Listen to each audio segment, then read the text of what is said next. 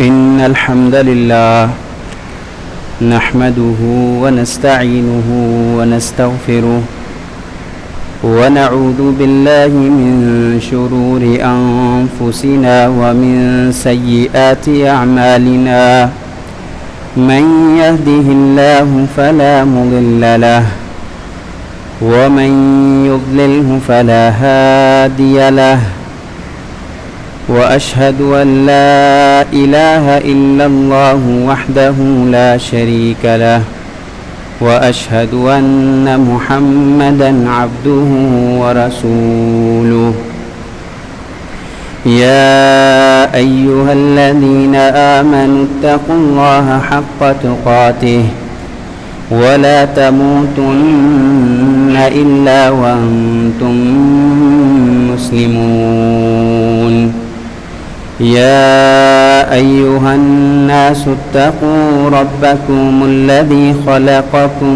من نفس واحدة وخلق منها زوجها وبث منهما رجالا كثيرا ونساء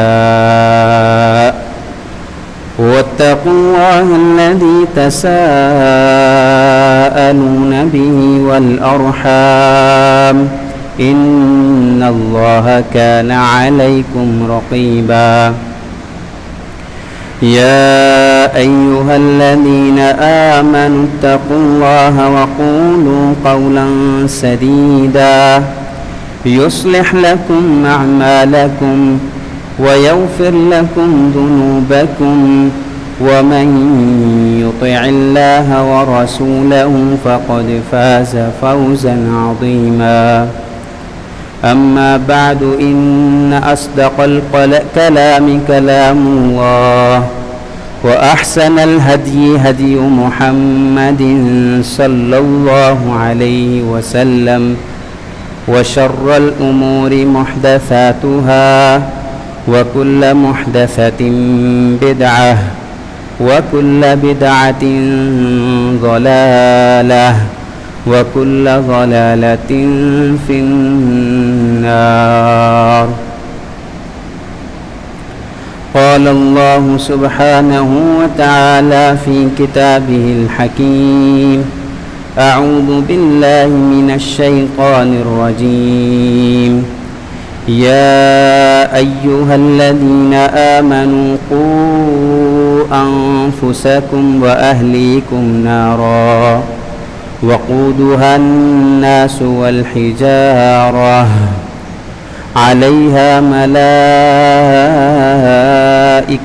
غلاظ شداد لا يعصون الله ما أمرهم وَيَفْعَلُونَ مَا يُؤْمَرُونَ. ہر قسم کی تعریفات، تسبیحات، تمجیدات، تحلیلات اللہ احکم الحاکمین وحدہ لا شریک لہ کی ذات گرامی کے لیے ہر قسم کا درود و سلام پیارے نبی خاتم النبیین محمد الرسول اللہ صلی اللہ علیہ وآلہ وسلم کی ذات اقدس پر ہو.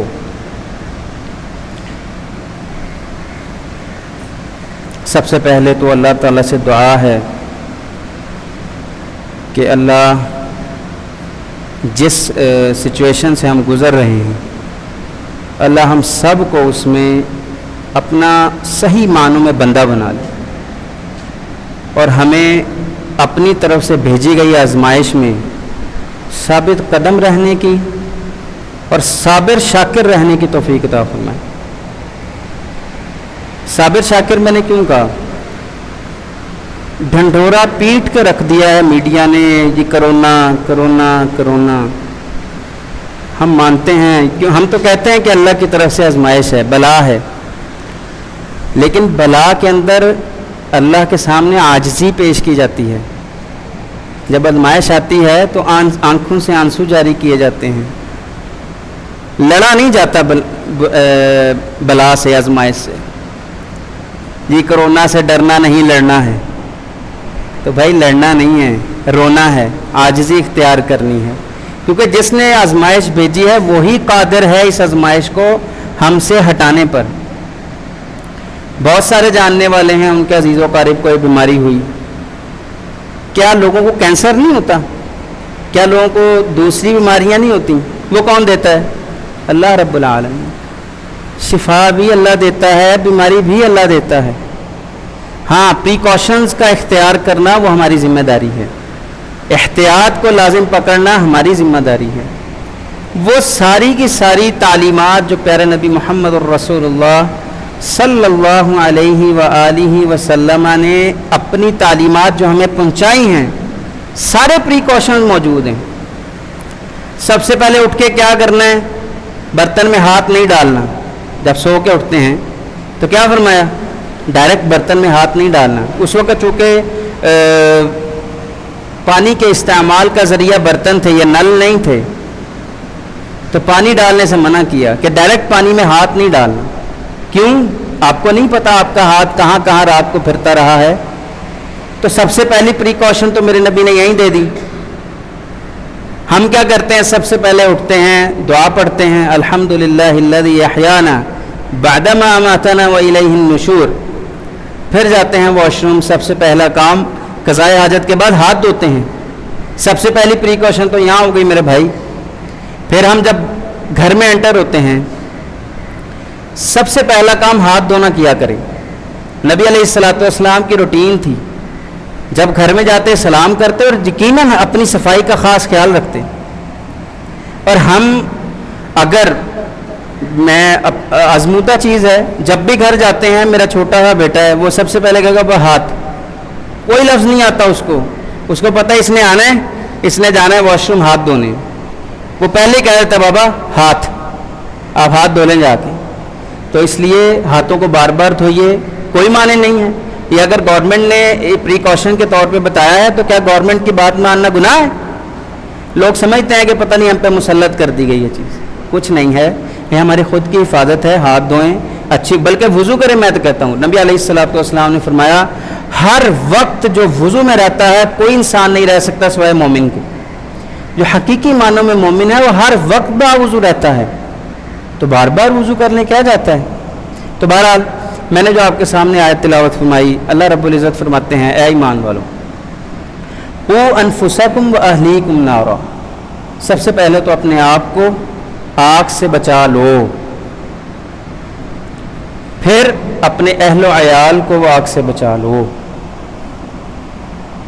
میں اور آپ سوچیں, ہم دوڑ لگی ہوئی ہے, بینک بیلنس بڑھ جائے, ٹھیک ہے, معاشرے میں سٹیٹس بڑھ جائے, عزت احترام کہیں پہ بلند ہو جائے, اس میں دوڑ لگی ہوئی ہے نا, سب کے لیے کوئی انکار نہیں کر سکتا. لیکن کیا کبھی یہ دوڑ لگائی ہے کہ یار میں اور میرے گھر والے کہیں ایسا نہ ہو کل قیامت کے دن جہنم کے گڑھے میں پڑے ہوں؟ اس کے لیے کبھی دوڑ لگائی ہے؟ اللہ قرآن میں کہتا ہے نا ففروا الی اللہ, دوڑو اللہ کی طرف, محاسبہ کیجئے. میں واللہ میرا انداز وہ نہیں ہے کہ میں ٹانٹ کروں, مذاق کروں, یا آپ کو جسے کہتے ہیں نا تانا دوں.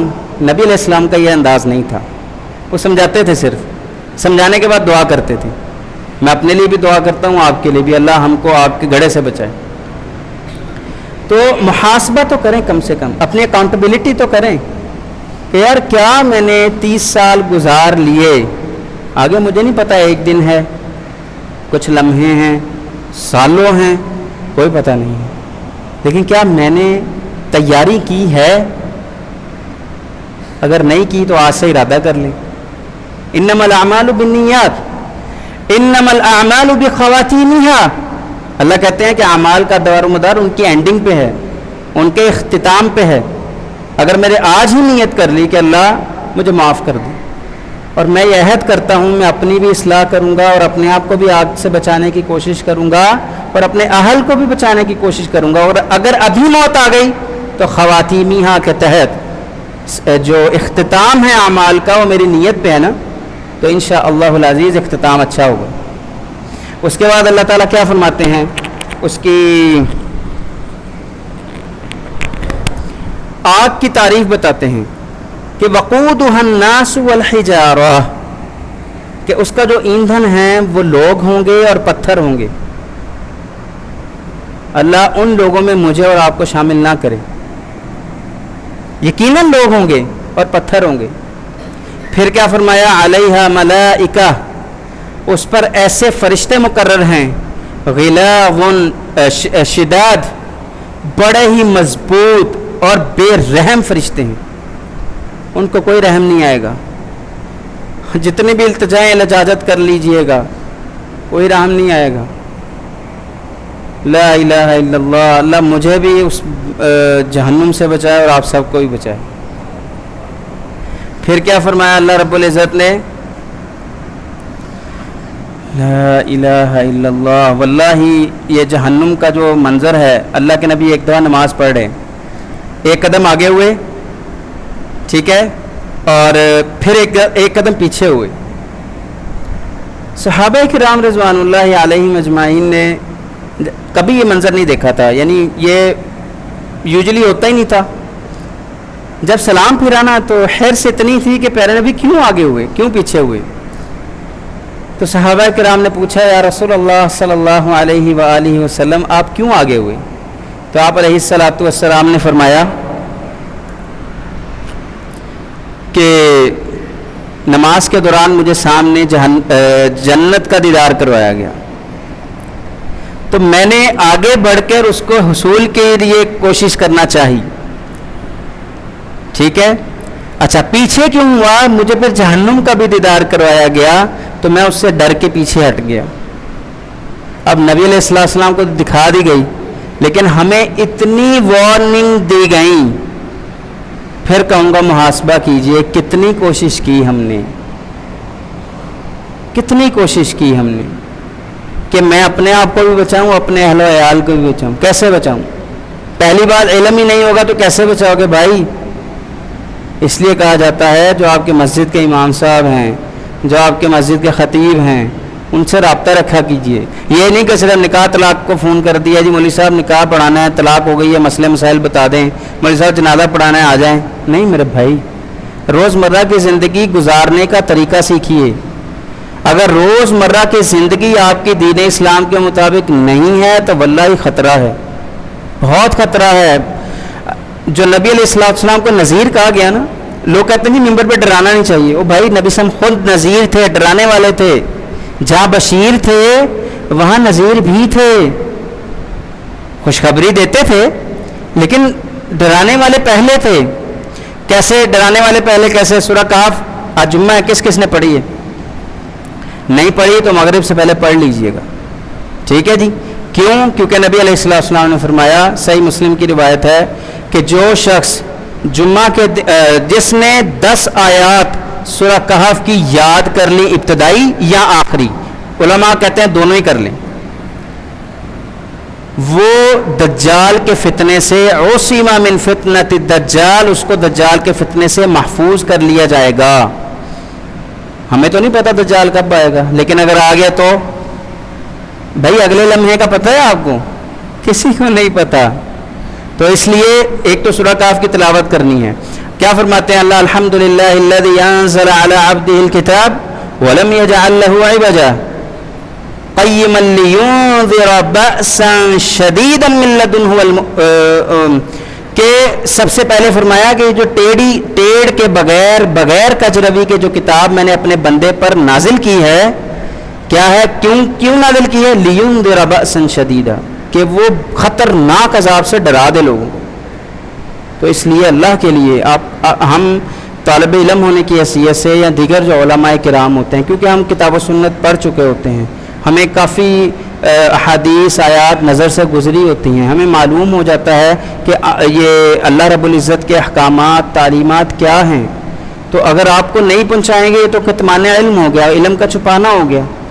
کوشش یہ ہوتی ہے کہ اچھے الفاظ میں، اچھے انداز میں، تاکہ عوام سمجھ جائے کہ ہمارا نقصان کس میں، ہمارا فائدہ کس میں. تو اللہ کے لیے اپنے آپ کو آگ سے بچائیے، اپنے اہل و عیال کو آگ سے بچائیے. کیسے بچانا ہے؟ اچھا یہ میرا اصل میں ٹاپک یہ ہے کہ معاشرے میں فرد کی اصلاح. یہ فرد سے کیا مراد ہے؟ علامہ اقبال کہتے ہیں نا، افراد کے ہاتھوں میں ہیں اقوام کی تقدیر، ہر فرد ہے ملت کے مقدر کا ستارہ. اگر انفرادی طور پہ میں اپنے طور پہ ایک تو اپنے اعمال درست کروں اللہ کے ساتھ، دوسرا میں آپ لوگوں کے ساتھ بھی تو اپنے اعمال درست کروں. میں آپ کے ساتھ جھوٹ نہ بولوں، میں آپ کے ساتھ دھوکہ، اگر میں معاملہ کرتا ہوں دھوکہ نہ دوں. ٹھیک ہے، ہمارے معاملات میں حسد، کینہ، بغض، چغلی، جتنی بھی ایسی بیماریاں ہیں وہ نہ ہوں. یہ ہماری رسپانسبلٹی ہے کہ ہم اپنے آپ کو اس پہ یوز ٹو کریں. کیونکہ پھر کہوں گا، ایک انگلش کا مقولہ ہے، پریکٹس میکس یو پرفیکٹ، کہ جب تک آپ پریکٹس نہیں کریں گے آپ پرفیکٹ نہیں ہو سکتے. کیا ہم نے پریکٹس کی صبح شام کے اذکار کی؟ ایمانداری سے میں پھر کہوں گا، تانا نہیں دے رہا، میں صرف آپ کو سمجھا رہا ہوں کہ صبح شام کی اذکار کی کس کس نے پریکٹس کی؟ ہم مسلمان ہیں نا، ہمارا یقین ہے ہمارا رب ہے. میں ڈیلی پڑھتا ہوں، رضیت باللہ ربا وبالاسلام دینا وبمحمد النبی الرسول. اللہ میں آپ کے رب ہونے پہ راضی ہوں. رب کون ہوتا ہے؟ جو بندے کے تمام معاملات کو جانتا ہے، اس کے تمام معاملات کی تدبیر کرتا ہے، اس کے تمام معاملات کی کیئر کرتا ہے. جب ہم کہہ لیا کہ اللہ ہم راضی ہیں، تو پھر شکوک و شبہات کس بات کے؟ یعنی اگر پریشانی آ جائے تو ہم بلیم کرنا شروع ہو جاتے ہیں. ٹھیک ہے، مثال ہے، آج کل بڑے پریشان ہیں لوگ کہ الیکٹرک سے لائٹ جاتی ہے. ٹھیک ہے، لیکن کیا ہم نے سوچا کہ ہم اپنے رب سے کتنے معاملات میں چوری کرتے ہیں؟ ہم اپنے جو لائٹ کا بریک ہوتا ہے، بریک ہو جاتی ہے، ہم نے اللہ سے اپنا تعلق کب سے بریک کیا ہوا ہے؟ میرے کہنے کا مقصد یہ ہے کہ پریشانیاں اس شخص کو آتی ہیں جس کا تعلق اللہ سے کمزور ہوتا ہے. اللہ کے نبی علیہ السلام نے فرمایا، عجبا لامر المؤمن، مومن کا معاملہ بڑا ہی عجیب ہے. ان اصابتہ السراء شکر وان اصابتہ الضراء صبر، کہ جب اس کو کوئی خوشی پہنچتی ہے وہ کیا کرتا ہے؟ الحمدللہ. یہ کلمات ضرور کہتا ہے. میں نے شاید آپ کے پچھلی دفعہ جب آیا تھا، کوئی درس تھا مجھے یاد ہے، تو میں نے ہو سکتا ہے وہاں پہ یہ مثال دی ہو. آپ میں سے کتنے لوگ ہیں دودھ جب خریدتے ہیں، جاتے ہیں نا دکان پہ لینے، تو جب لے لیا تو الحمدللہ کہتے ہیں؟ کتنے لوگ ہیں؟ بہت کم ہیں ہمارے معاشرے میں. میں سمجھا یہ رہا ہوں میرے بھائی، اپنی زندگی کو آسان کرو، اپنی زندگی کو اللہ رب العزت کے تعلیمات کے تابع کرو گے، دنیا میں بھی بچ جاؤ گے، آخرت میں بھی بچ جاؤ گے. جو اللہ کہتا ہے نا، قوا انفسکم واہلیکم نارا، ہر پریشانی سے دنیا میں بھی بچ جاؤ گے، آخرت میں بھی بچ جاؤ گے. کیوں؟ اللہ کہتا ہے لئن شکرتم لازیدنکم، اگر تم شکریہ ادا کرتے رہو گے نا، یعنی میرے پاس ایکسپریشنز نہیں ہیں، بہت زیادہ دوں گا. یہ جو لازیدنکم یعنی بے حد اور حساب زیادہ کر کے دوں گا. پھر بھی شاید مانا حق ادا نہ ہو. اچھا جی، جس بندے نے دودھ خریدا الحمدللہ کا شکریہ ادا کیا، میں نے کنٹینیوس وہاں سے شروع کیا، عجبا لامر المؤمن ان اصابتہ السراء شکر، کہ جب اس کو کوئی خوشی پہنچتی ہے، کوئی آسانی پہنچتی ہے، آسائش پہنچتی ہے، کوئی دل کے راحت اور سکون کی کوئی موقع میں اثر آتا ہے، تو وہ کیا کرتا ہے؟ اللہ کا شکریہ ادا کرتا ہے. اس میں کرنٹ ہے بھائی، خیال کیا کرو یار، پتہ چلے مولوی صاحب لڑک گئے. بارہ اللہ محفوظ فرمائے ہم سب کو. تو لیا، تھیلی لی یا کوئی بھی نعمت، جب آپ نے کہہ دیا الحمدللہ، جب اللہ، اور یقین ہے آپ کو کہ اللہ میں نے تیرا شکریہ ادا کیا ہے تیری اس نعمت پہ، تو اللہ آپ کو ہر صورت زیادہ دے گا. یہ ہے بلیف سسٹم، یہ ہے ایمان، عقیدہ، رسوخ فی العقیدہ، یہ ہے وہ چیز. جب تک یہ نہیں ہوگا پھر یہ ہم شکوے شکایتیں کرتے رہیں گے کہ الیکٹرک بجلی لے گئی، ٹھیک ہے، واسا والے یہ جو واٹر بورڈ والے پانی لے گئے، ٹھیک ہے، اور سڑکیں ٹوٹی ہوئی ہیں. بہت شکوے ہیں، بہت زیادہ شکوے ہیں. لیکن اللہ کا شکریہ بہت کم ہے. یہ یقین کیجئے، آپ شاید ایگری کریں میرے ساتھ، بہت کم ہے. اللہ نے آپ کو بائک دی، اللہ نے آپ کو گاڑی دی، کیا کبھی بائک چلاتے ہوئے یہ خیال آیا اللہ تیرا شکریہ، الحمدللہ، اس نعمت کو کنسیڈر کرتے ہوئے کہ اللہ نے مجھے دی ہے؟ کتنی دفعہ؟ میری باتیں سمجھ آ رہی ہیں یا اوپر سے جا رہی ہیں؟ بھائی جان الحمدللہ. تو اللہ کے لیے اپنا خیال کرو یار. انسان شاید لوگوں کے بارے میں غافل ہو سکتا ہو لیکن اپنے بارے میں غافل نہیں ہو سکتا. کیسے ہو سکتا ہے؟ یعنی تعجب ہے. مجھے معلوم ہے کہ اگر یہ کام کروں گا مسئلہ ہوگا، میں پھر بھی کروں. تعجب نہ ہو تو کیا ہو؟ اچھا، اگلا حدیث کا پارٹ کیا تھا؟ ان اصابت ذرا صبر، کہ اگر مومن کو پریشانی پہنچتی ہے، کوئی مصیبت پہنچتی ہے، وہ صبر کرتا ہے. ایک صحابیہ تھیں، ان کے کسی عزیز کا، قریبی رشتہ دار کا انتقال ہو گیا. وہ قبر پہ رو رہی ہیں. اس وقت امید یہی ہے کہ قبر پہ عورتوں کا جو جانا تھا، کیونکہ عورتوں کا جانا جائز ہے، لیکن یہ کہا کہ زیادہ مت جایا کریں، کثرت سے مت جایا کریں. تو نبی علیہ السلام کا اس کے قریب سے گزر ہوا تو آپ نے کہا آپ صبر کریں. اب نبی علیہ السلام پیچھے تھے، وہ قبر کی طرف تھی، تو اس نے دھیان نہیں دیا کہ کون سی ہستی مجھے کہہ رہی ہے. تو اس نے کہا آپ جائیے، آپ کو کیا پتا میرا درد اور میری تکلیف کیا ہے. ورنہ اس کو پتہ ہوتا کیا وہ نبی پاک کوئی الفاظ کہتی؟ میرا نہیں خیال ہے، کیونکہ ہم نے کبھی نبی پاک کو دیکھا نہیں ہے، لیکن ہم سوچ بھی نہیں سکتے کہ ایک کلمہ ایسا نکل جائے جو ان کی شان میں گستاخی والا ہو جائے. تو وہ تو وہاں موجود تھیں. ٹھیک ہے بھائی. تو خیر بتانے والے نے بتایا کہ جو کہہ رہے تھے بھائی وہ نبی علیہ السلام تھے. تو پریشان ہو گئی، بھاگی گئی، دروازے پہ پہنچی تو نبی علیہ السلام، وہاں پہ نبی علیہ السلام نے ایک جملہ فرمایا، کہا انما الصبر عند الصدمۃ الاولى. پہلی دفعہ میں جب آپ کو وہ چوٹ پہنچی ہے نا، وہیں پہ صبر کر لیا جائے، وہ ہے حقیقی معنوں میں صبر. رو پیٹ لیا، شکوے شکایتیں کر لیں، پھر کہا اچھا چلو صبر کرتے ہیں. نہیں میرے بھائی، اللہ کو مطلوب یہ ہے کہ فوراً اور فوراً کیا ہے یہ بھی میں بتا دوں. اللہ نے قرآن میں فرمایا اذا اصابتہم مصیبہ قالوا انا للہ و انا الیہ راجعون. جب بھی ان کو مصیبت آتی ہے، کوئی بھی پریشانی آتی ہے، ان کی زبان سے کوئی کلمہ نہیں نکلتا سوائے انا للہ و انا الیہ راجعون. ہم تو ہیں ہی اللہ کے بندے، ہم نے جانا ہی اسی کی طرف لوٹ کے ہے، تو پھر پریشانی کس بات کی؟ بھائی بات سمجھ آئی ہے؟ تو یہ وظیفہ اس کی زبان سے نکلے گا جس کے روز اور شب اللہ کی بندگی میں گزریں گے، ورنہ نہیں نکلتا. اب یقین، یہی تو کہہ رہا ہوں، پریکٹس میکس یو پرفیکٹ.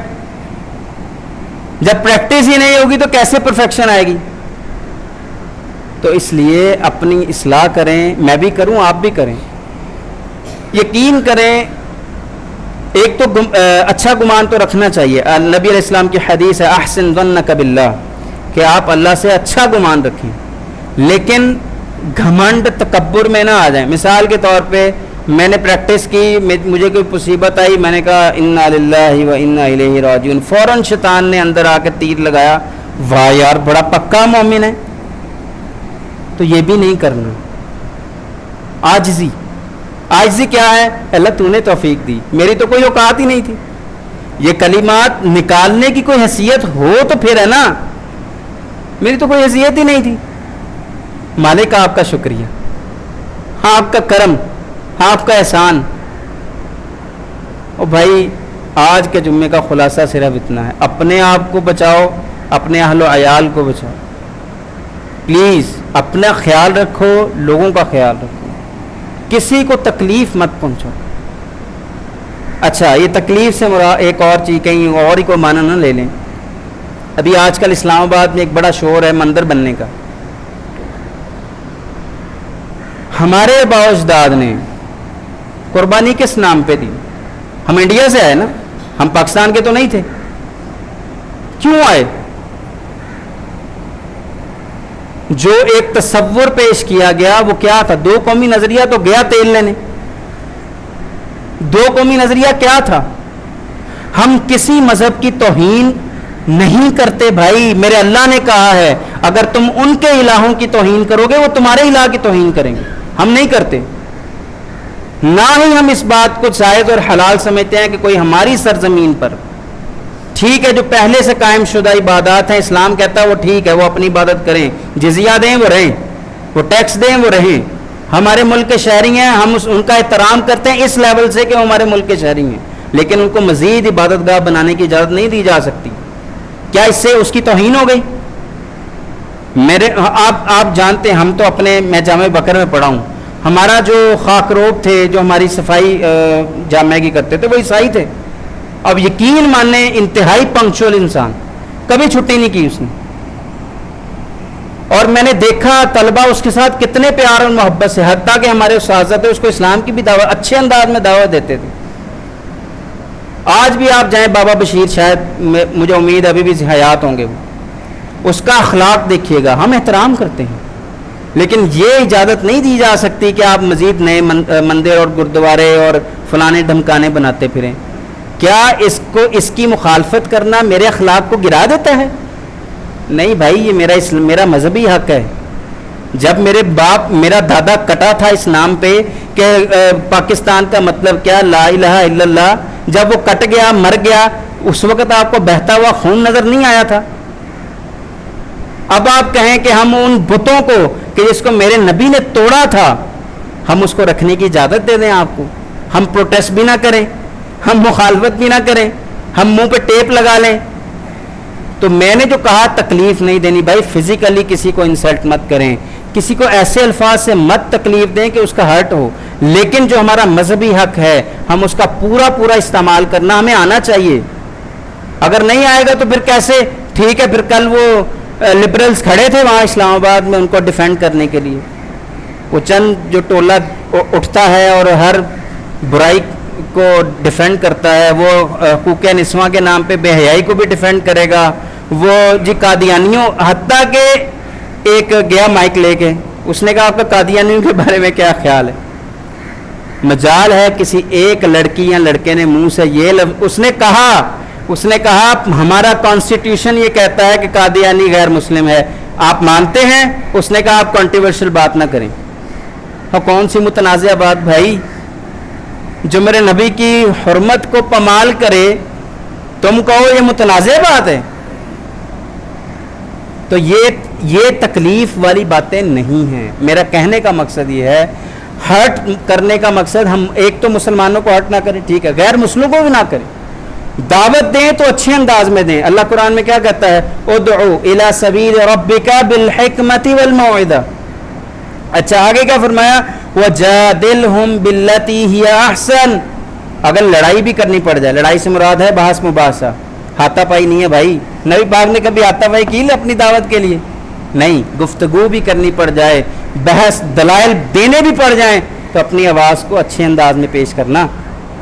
یہ تو میرا قرآن کہتا ہے، میرے پاس تعلیمات ہیں، میں کوئی جاہل نہیں ہوں. لیکن اچھا یہ تو بات میں اپنی کر رہا ہوں. ہم سب بحیثیت مسلمان، آپ یقین کریں، علم حاصل کریں، علماء سے جڑیے، جو طلباء ہیں ان کے ساتھ جڑیے، اپنے گھر میں مطالعہ کریں، قرآن کا مطالعہ کریں. نہیں سمجھ آتی مولوی صاحب سے آ کے پوچھ لیں کہ جی کیا مسئلہ ہے، یہ قرآن کیا ہے، سمجھ نہیں آ رہی، مجھے بتا دیجیے. یہ حدیث میں نے پڑھی ہے، مجھے یہ والا معنی سمجھ نہیں آ رہا، مجھے بتا دیجیے. استاد کے بغیر سیکھنے کے ہم نہیں کہتے کہ آپ پڑھیں سیکھیں، لیکن پڑھ تو سکتے ہیں نا. جو چیز سمجھنا ہے وہ آ کے سیکھیں. بہرحال لا الہ الا اللہ محمد الرسول اللہ. بات یہاں سے شروع کی تھی، قو انفسکم واہلیکم نارا. اپنے آپ کو بھی جہنم سے بچا لو اور اپنے اہل و عیال کو بھی جہنم سے بچا لو. اچھا اس میں کچھ اور نصیحتیں ہیں. میں بحیثیت انڈیویجول، خود میں اکیلا ہم بلیم کرتے ہیں گورنمنٹس کو نا کہ جی حکومت ایسی ہے، حکومت ویسی ہے، ہمارا سسٹم آج تک نہیں بن پایا. ہم کہتے ہیں سیاسی جماعتوں کو برا بھلا کہتے رہتے ہیں. کیا ہم میں سے کتنے لوگ ہیں جو سگنل پہ رکتے ہیں؟ سوال ہے. کتنے لوگ ہیں؟ ایمانداری سے، یہ کوئی میں پھر کہوں گا تانا نہیں دے رہا، کتنے لوگ ہیں ذرا ہاتھ تو کھڑا کریں جو سگنل پہ رکتے ہیں، جو کہتے ہیں یار نہیں بند ہے، لال بتی ہے. ٹھیک ہے، یعنی 20% بھی نہیں ہے، شاید 20 تو بہت زیادہ کہہ رہے، 10% بھی نہیں ہے. تو پھر گورنمنٹ کیا کرے بھائی؟ کیا کرے گورنمنٹ؟ میری بات سمجھیں آپ. اور بھائی جہنم آفٹر ڈیتھ ہے، لیکن دین اسلام تو بیفور ڈیتھ ہے نا آپ کے لیے، اس کو فالو ابھی کرنا پڑے گا، پھر ہی جا کے آفٹر ڈیتھ آپ آگ سے بچ پاؤ گے. اسی طرح نبی علیہ السلام کی ایک حدیث ہے کہ ایمان کے 70 یا اس سے زیادہ کیٹیگریز ہیں. سب سے اعلیٰ کیٹیگری لا الہ الا اللہ کا کہنا ہے، اور سب سے لو کیٹیگری یہ ہے کہ پتھر اگر کہیں یا کوئی بھی تکلیف دہ چیز رستے میں رکھی ہوئی ہے اس کو آپ ہٹا دیں. یعنی ٹریفک چل رہی ہے، رستے میں اتنا پتھر رکھا ہو.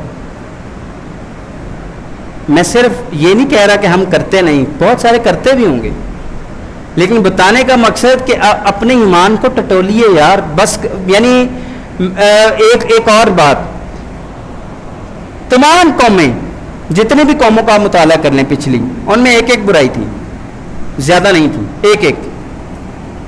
قوم لوط کو دیکھ لیں، ایک برائی تھی. قوم عاد کو ایک برائی تھی. قوم سمود ایک برائی. قوم شعیب ایک برائی. ایک سے زیادہ برائیاں نہیں تھیں.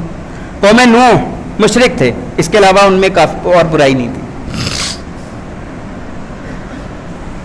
ہمارے اندر ساری بیماریاں، ساری، آپ یقین کریں ہمارے معاشرے میں یہ ساری بیماریاں پائی جا رہی، لیکن اس مالک کی رحمت دیکھیے، اللہ نے ان کو موقع نہیں دیا. یعنی ایک حد تک مہلت دی، پھر بعد میں واللہ ایسا انجام کیا کہ بتانے میں نا رونگٹے کھڑے ہوئے، یہ لون کھڑا ہو جاتا. بستی اٹھائی اوپر، وہ لے کے گئے پتہ نہیں کتنی بلندی میں، نیچے پٹک دی. ہمیں اللہ نے چھیڑا نہیں ابھی. یہ اس کی رحمت کا اندازہ کیجیے. چھوٹے چھوٹے جھٹکے، چھوٹے چھوٹے، وبا بھیج دی، کرونا بھیج دیا، ملیریا بھیج دیا، فلانی بیماری آ گئی، تھوڑی سی زمین ہلا دی، ٹھیک ہے، بارشیں تھوڑی زیادہ برسا دی. یہ چھوٹے چھوٹے جھٹکے ہیں، اس سے ہمیں فرق ہی نہیں پڑتا. 2-4 لوگ مرے کہ الیکٹرک نے جی انتظامات نہیں کیے، بارش ہوئی، بندے کو کرنٹ لگا، بندہ مر گیا. کیا سب مر گئے؟ میری بات سمجھ آ رہی ہے؟ تو ہمیں بحیثیت قوم اللہ نے عذاب ابھی تک نہیں دیا. مالک تیرا شکریہ. او اللہ کے بندو جاگ جاؤ یار، جاگ جاؤ، بس ہو گئی ہے، بس کریں. یہ تو میں ایک انسان ہونے کے ناطے سے کہہ رہا ہوں، لیکن مالک کی رحمت کا آپ اندازہ کیجیے،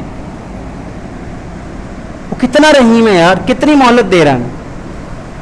پلیز اس مہلت کو پہچانیے. اللہ مجھے بھی توفیق عطا فرمائے، آپ کو بھی توفیق عطا فرمائے. اقول قولی ھذا استغفر اللہ لی ولکم ولسائر المسلمین فاستغفروہ انہ ھو الغفور الرحیم.